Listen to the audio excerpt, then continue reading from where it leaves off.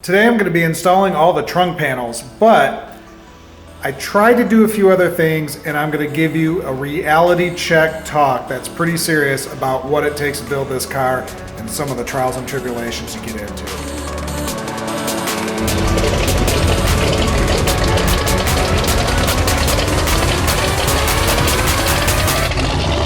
Hi everyone, and welcome to the channel about kit cars and other car topics. If you like what you see, please hit the subscribe and notification buttons below and share with others on social media. So I'm going to go ahead and I'm going to try to get the panel under the tank fitted in so we can get the gas tank fitted in, and then also we're going to work a little bit on the front fender bolts and kind of see where we go.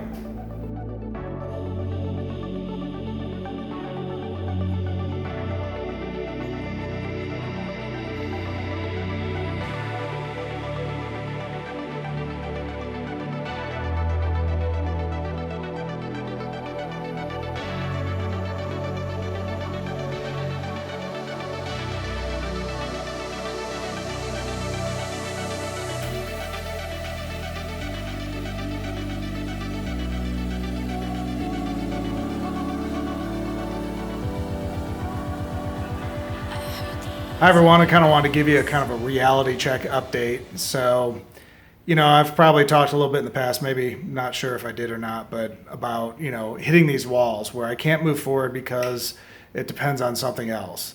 And that something else depends on something else. And then that, and people are probably like, dude, just like move on, and it's like, well, I've tried to say statements like that, like, hey man, put on my big boy pants and just move through this stuff. But this is a kind of, I'm going to show you an example of today of where I come in and I'm ready to kick some ass and it's just block, block, block, block. So let me show you some of this stuff. So here what I have is I could build the brakes today since they're painted already.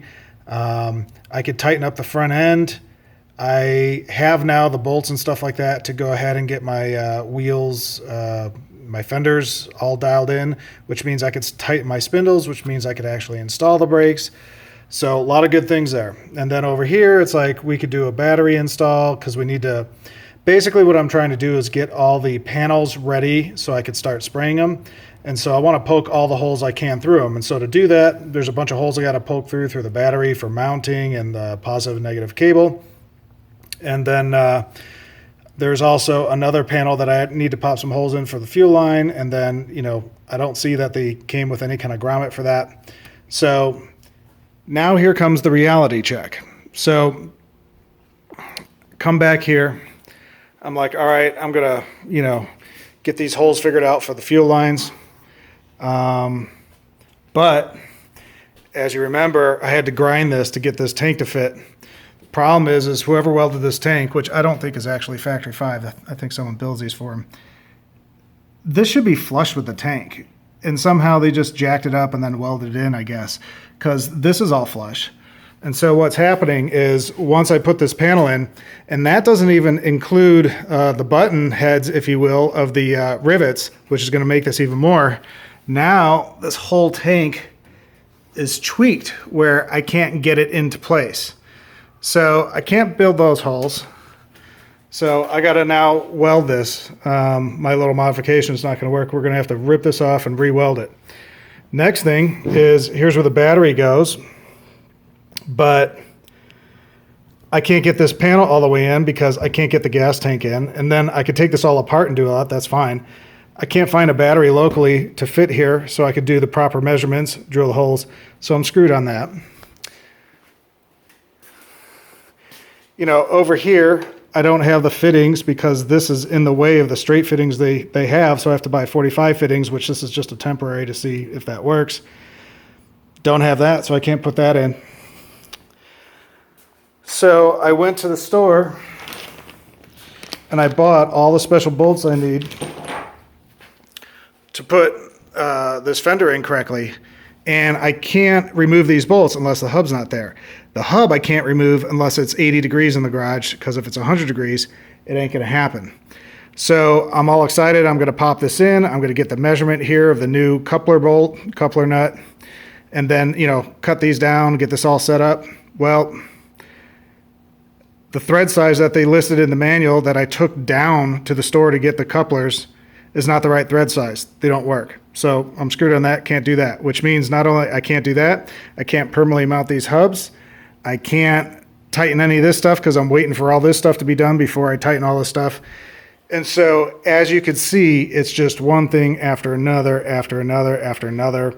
And, you know, I don't mean to bitch about it. It's just, I want people to get a realistic idea of what it takes to do something like this. Now, if I had a full machine shop here, I had a whole, you know, drawer full of all sorts of bolts and stuff like that, and I could just hop to it and grab stuff, and hey, I got a 45 fitting for my air conditioning system and just pop it on there. Yeah, no big deal. I'm not. I'm that average guy sitting in his garage that, you know, this car is meant for. I mean, yeah, it's racing spec, but it's meant for the guy with a few tools in the garage to build. And so it's not that simple, and it hasn't been that simple.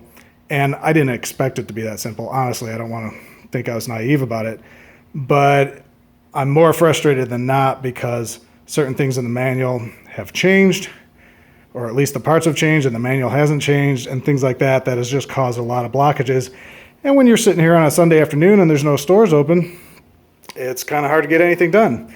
I can't call tech support even at Summit. I can't call Factory 5 to ask questions. I can't do anything. So, you know, again, this isn't a bitch video. It's more of like, this is reality. This is the frustrations I go through. And when it compiles 5 times on top of each other like it did today, you know, pretty much all I'm able to do today is clean my garage. That's about it. Like there's nothing on the list I could do to finish today.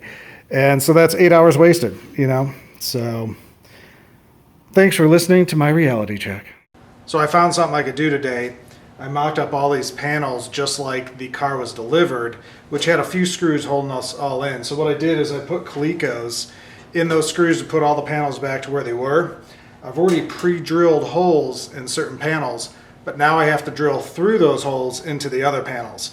And so I always assumed that I already did that, but I guess I was waiting till I got to this stage. So I'm gonna go ahead and do all that, and then I'm gonna evaluate what I could start either doing lizard skin, you know, ceramic, what's gonna be doing sound insulation version of it, and then I'm doing Raptor bed liner.